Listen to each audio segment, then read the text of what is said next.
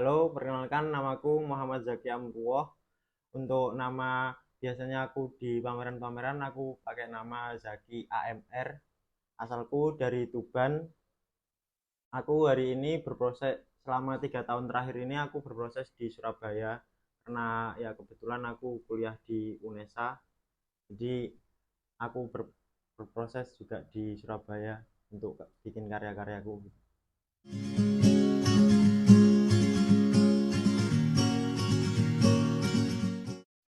Ya, eh, untuk di Surabaya ini aku tetap ya berfokus sebagai mahasiswa, tapi selain itu aku juga eh, fokus bikin karya-karya terus. Meskipun aku dari jurusan pendidikan, tapi aku tetap bercita-cita untuk menjadi seniman. Ya, gitu sih.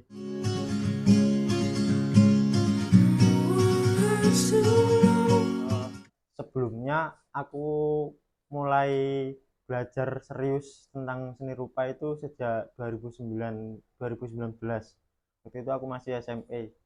Eh, Sebelumnya memang ketertarikanku diawali dari itu.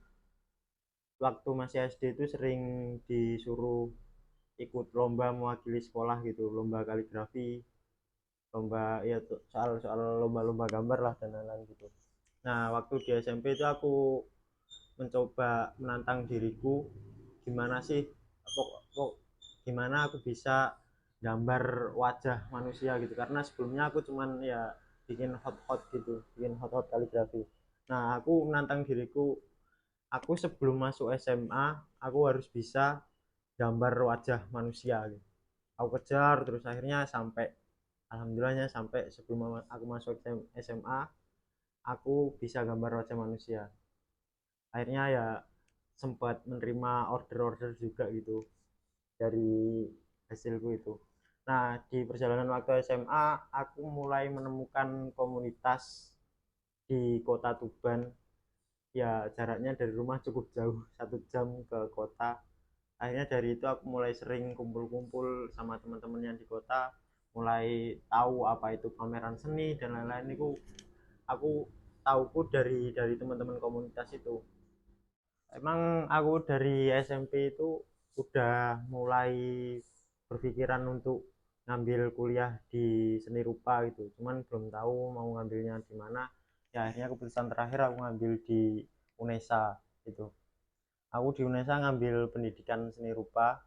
Alasannya ya nggak cukup banyak, cuman karena banyak yang nyaranin ke situ aja sih, karena ya waktu itu belum tahu banyak soal dunia perkampusan itu kayak gimana, belum terlalu tahu banyak. Akhirnya ngambil di situ. Di Tuban waktu masih di komunitas aku pameran pertama itu di rumah persinggahan. Nah, itu pamerannya bertajuk Jentung. Nah, sebenarnya pameran itu udah digagas bakalan dibikin berkali-kali gitu, bakal dibikin berkelanjutan gitu. Jadi yang pertama itu Jentung, sebuah pijakan awal menuju keseriusan gitu, temanya waktu itu sama teman-teman.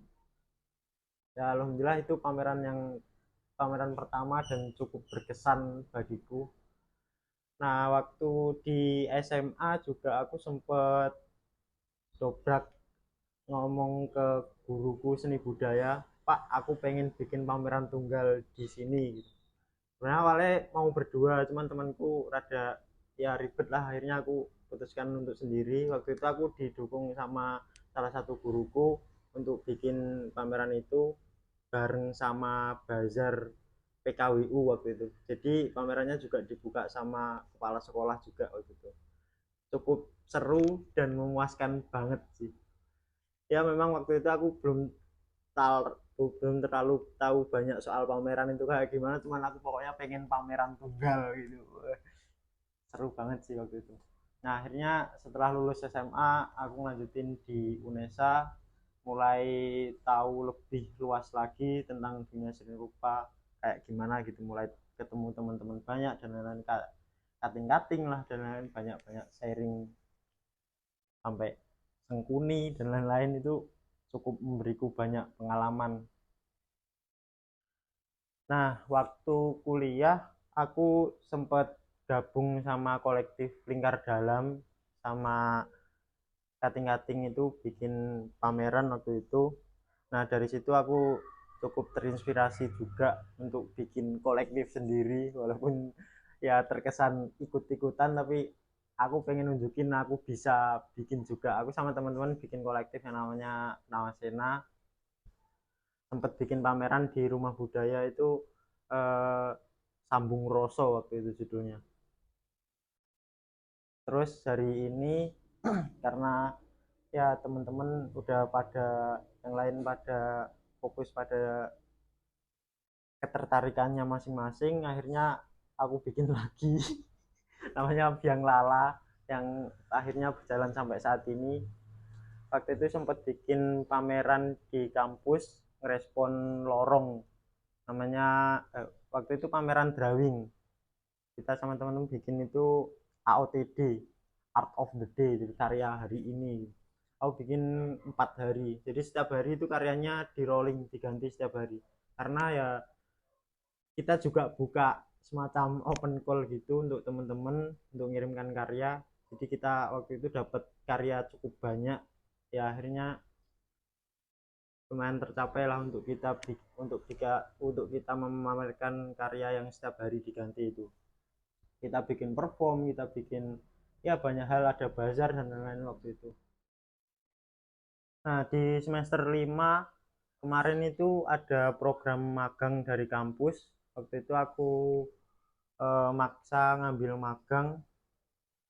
Akhirnya aku ngambil magang di Bandung sama Pak Nandang Gawe. Aku 3 bulan di sana magang di Bandung itu. Ya, akhirnya aku waktu di Bandung cukup menemukan banyak jawaban dari pertanyaan-pertanyaanku waktu di Surabaya. Kayak contoh, eh, gimana sih bikin karya untuk hari ini yang kayak ya bisa diterima lah, atau apalah pokoknya kayak gitu. Nah, sama satu lagi juga, sebenarnya kayak kegiatan-kegiatan yang kita bikin di Surabaya itu seberapa jauh sih gaungnya kita bikin itu. Nah, waktu aku di Bandung itu cukup merasakan banyak hal ketika aku ada pertanyaan itu, kayak ya ternyata kita bikin di Surabaya itu belum terlalu besar, karena gaungnya juga belum terlalu jauh dan belum terlalu dikenang gitu. Ya akhir ya perlu bikin yang lebih dar der dor lagi lah untuk hal itu.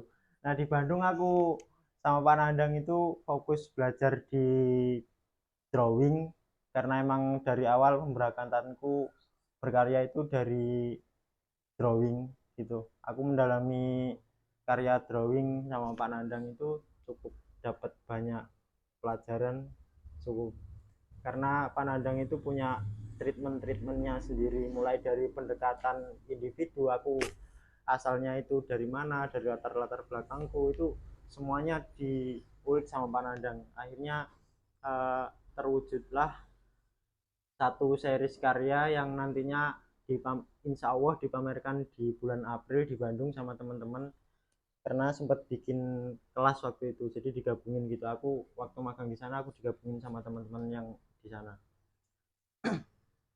Bulan April besok insya Allah pamerannya, aku ngeluarin satu series karya yang itu seriesnya tentang Pranata Mongso. Itu ada sekitar 12 karya dan beberapa karya phone object yang akan aku tampilkan besok.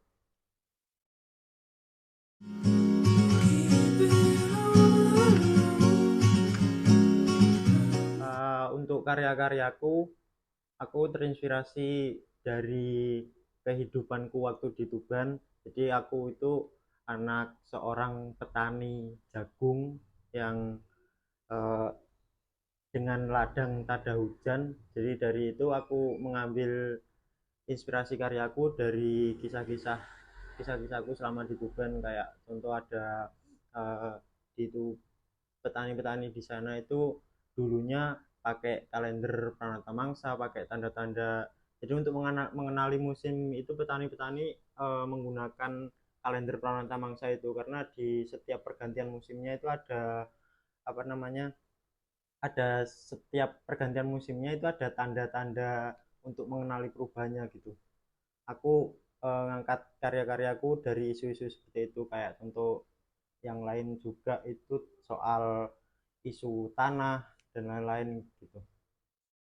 Nah, untuk inspirasi karyaku itu kenapa aku bisa kekeh juga ngambil di drawing meskipun ya banyak benturan-benturan dari luar. Aku sempat melihat satu seniman yang dari luar, aku kurang tahu asalnya dari mana, seniman perempuan Lauri Piton atau siapa gitu namanya. Nah, itu bikin karya-karya drawing-drawing yang besar-besar, kayak aku melihat itu wow banget gitu. Aku pengen juga bisa bikin karya-karya drawing versiku kayak gimana gitu, pengen munculin juga. Untuk yang inspirasiku yang kedua itu dari Helen Ward, itu salah satu seniman grafis yang nyetak karya-karyanya itu dari potret-potret rerumputan, pohon-pohon itu dicetak seadanya, yang seakan-akan kayak belum finish, tapi menurutku itu wah banget gitu karyanya. Eh, Kalau yang dari Indonesia sendiri aku cukup terinspirasi sama Pak Swandi Waeng, dari karya-karyanya itu cukup menginspirasiku, karena ya cukup relate juga dengan karya-karyaku yang mengambil objek-objek alam, objek-objek tumbuhan, pohon, batu dan lain-lain, itu merasa cukup relate. Jadi karya-karyanya Pak Swandi itu cukup menjadi patokan juga. Sama satu lagi Pak Jumadi Alfi, itu juga lumayan menginspirasiku, dari karya-karyanya cukup banyak yang inspirasi.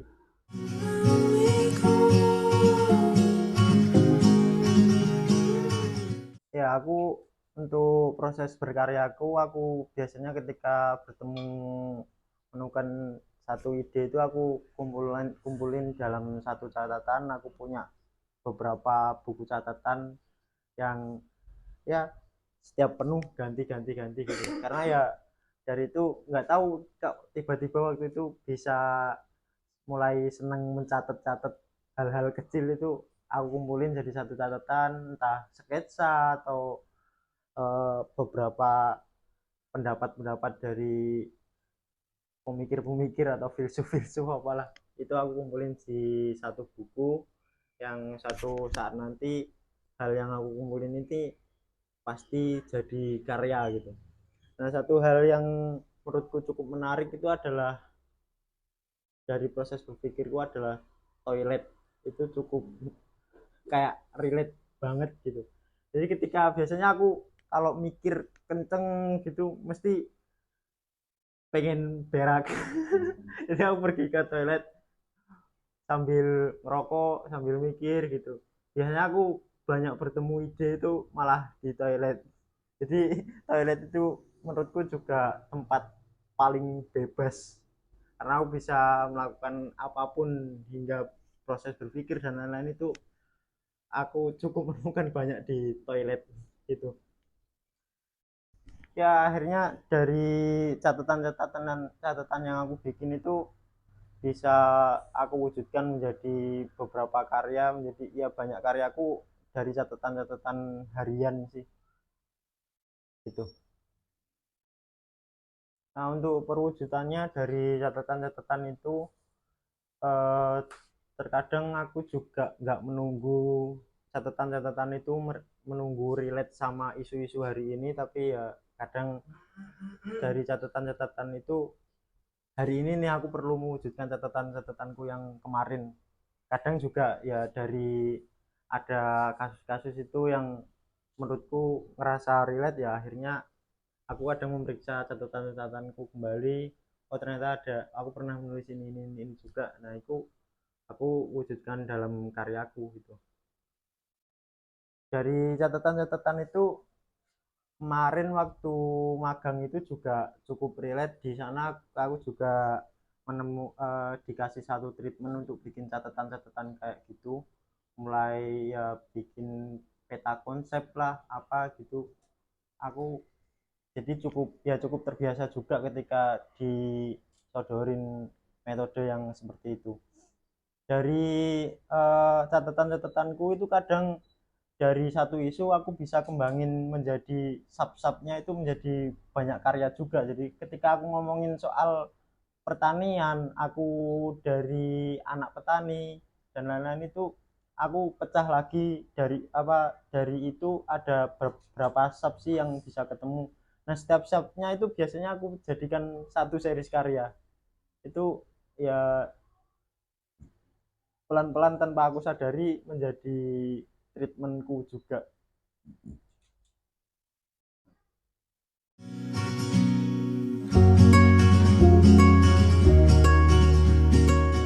Untuk fokus medium berkaryaku, aku emang dari awal itu selalu bikin karya yang di kertas, di atas kertas, pensil di atas kertas. Dari sejak SMP yang aku gambar wajah itu, ya emang dari kertas aku cari-cari pensil-pensil yang cocok sama karakterku itu yang kayak gimana. Aku coba beli-beli macam-macam pensil ya, yang coba aku olah yang merasa relate denganku itu yang pensil yang kayak apa sih. Nah, sampai saat ini yang benar-benar cocok sama aku ya pensil masih di grafit sih.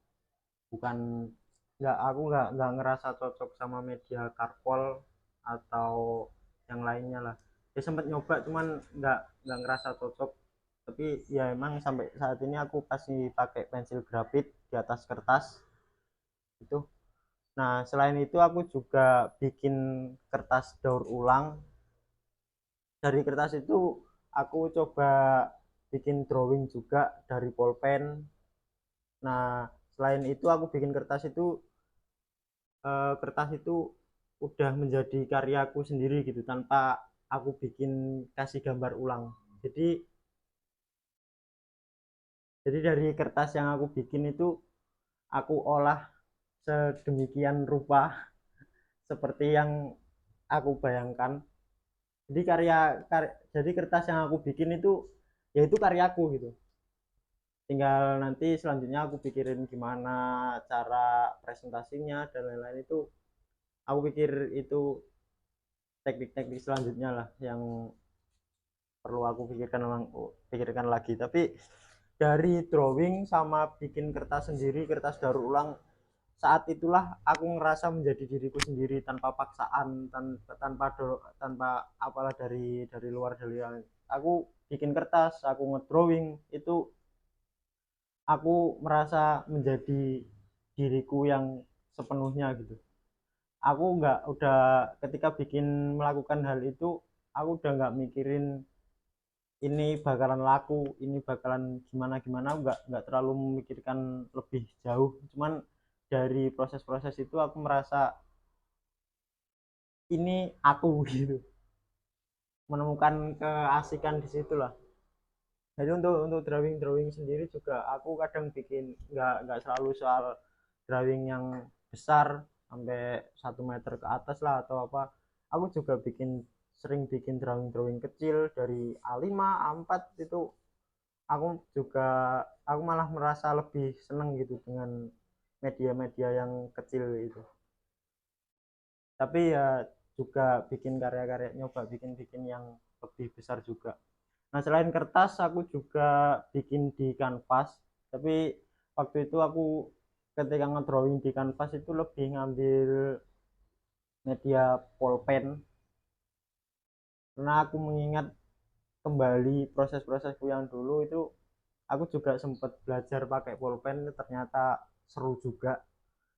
Karena pakai pulpen itu pas ketika ngedrawing, kalau salah nggak bisa dihapus. Tapi dari kesalahan-kesalahan itu aku harus bisa ngembangin lagi menjadi sesuatu yang lain gitu. Andaikan itu memang kesalahannya fatal, tapi menurutku itu proses yang cukup menarik dari pulpen itu. Karena ya kalau salah itu nggak bisa dihapus, tapi aku harus minta maaf gitu dengan cara memperbaiki kesalahanku dan lain-lain. Ya seperti itu sih di kanvas untuk pensil, untuk pulpenku. Kalau untuk drawing pensil lebih di kertas aja sih, belum nyoba di belum ngerasa cocok untuk drawing di kanvas pakai pensil gitu. Ini di sebelahku juga ada karya-karyaku yang sedang aku proses, yang nantinya insya Allah akan aku pamerkan di Bandung, yang pastinya sih itu. Nah, di ini aku bikin satu series tentang Pranoto Mongso. Aku bikin satu series itu ada sekitar 12 karya, yaitu menceritakan tentang 12 proses mangsa itu berjalan. Jadi di kalender Pranoto Mongso itu ada pembagian yang cukup spesifik menjadi 12 musim itu. Untuk musimnya ya tetap dua sih, tetap kemarau sama penghujan. Tapi dari kemarau sama penghujan itu dipecah lagi menjadi 4. Untuk peralihan dari musim kemarau ke musim penghujan itu namanya musim labuh. Kalau musim penghujan ke musim kemarau itu namanya musim mareng. Jadi dari 4 itu juga nanti dibredel lagi menjadi 12 itu. Jadi 12 karya. Nah, setiap satu karya itu ada, aku nyelipin simbol-simbol dari tanda-tanda di musim itu, di salah satu musim itu. Nah, salah satunya di karya ini menceritakan di musim ketiga atau mongso katelu. Jadi mongso katelu itu ada kayak apa ya, condrone gitu. Condrone suto manut ing bapak. Suto iku anak, bapak ya iku bapak. Jadi suto manut ing bapak iku kaya ono di musim ketiga itu lunglungan, atau apa ya nyebutnya, lunglungan itu podo tuwuh ngono. Jadi kayak ada apa ya, gembili. Gembili itu di mangsa ketiga itu mulai pada tumbuh gitu, muncul tunas lah di umbi-umbian, mulai muncul tunas di mangsa katelu ini. Jadi mulai pada merambat dan lain-lain. Nah, selain itu ada ini juga apa namanya, rebung. Di mangsa ketelu itu biasanya rebung-rebung itu mulai tumbuh, yaitu pertanda mulai bakal adanya hujan gitu. Kadang, nah untuk di peralihan masuk ke mangsa ketelu ini kan masuk di mangsa labuh. Nah, untuk pertanda masuk ke musim penghujan, benar-benar masuk musim penghujan itu biasanya rebung itu pada tumbuh. Kalau biasanya katanya kalau rebung-rebung itu belum tumbuh, meskipun ada hujan itu hujannya nggak bakalan berkelanjutan gitu. Ya cuman ada hujan gitu. Nanti paling 1 bulan kemudian baru hujan yang lebih intens lagi. Lebih spesifiknya untuk rebung itu rebung bambu petung. Menurut cerita dari warga itu bambu petung biasanya yang dibikin tanda-tanda. Itu ada angin juga mulai kenceng dan beralih arah dari yang musim musim kemarau itu biasanya angin berarah ke barat. Nah, ini untuk masuk musim ini angin itu mulai ke selatan, arahnya mulai ke selatan. Biasanya kalau teman-teman waktu kecil aku inget itu layangan, kita main layangan, kalau udah anginnya mulai ngarah ke selatan itu berarti ini musim kita bermain layangan akan berakhir gitu. Aku ingin banget itu. Jadi aku menggambarkan juga angin-angin yang cukup kencang. Ini tapi karya ini masih dalam proses.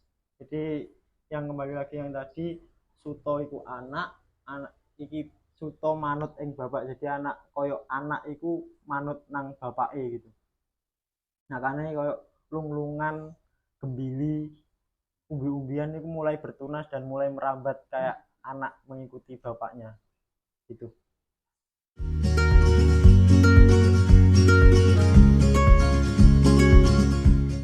Nah, selain itu aku juga sempat nggak mulai menyusun rencana lah sama teman-teman Biang Lala. Aku sama teman-teman itu pengen bikin pameran cup gitu. Jadi di pameran cup itu kita beradu, kita pameran duel dari teman-teman yang lala sendiri, kita duel dua-dua gitu, kayak ya sepak bola lah, kayak cup gitu, kita main dua-dua. Nanti di akhirnya kita pengen bikin pameran yang kayak darnya itu di yang akhir gitu, kita pameran bareng-bareng. Nah selain itu kan, kenapa sih kita pengen bikin pameran duel ya, selain kita uji seberapa jauh kemampuan kita bikin karya untuk ngetes kontinuitas kita dalam berkarya itu, yaitu perwujudannya di pameran duel itu. Jadi karena dari pameran duel kita yang sebelumnya itu pameran kan selalu bareng-bareng, paling bikin karya kan cuma satu atau dua gitu. Nah dari duel itu kan kita dituntut untuk bikin karya yang lebih, mungkin bisa jadi 5 sampai 10 karya lah untuk mewujudkan satu pameran itu. Insya Allah kita pengen pameran itu terwujud di bulan November paling enggak. Cuman ini dari masih proses rancangan lah. Semoga bisa terwujud.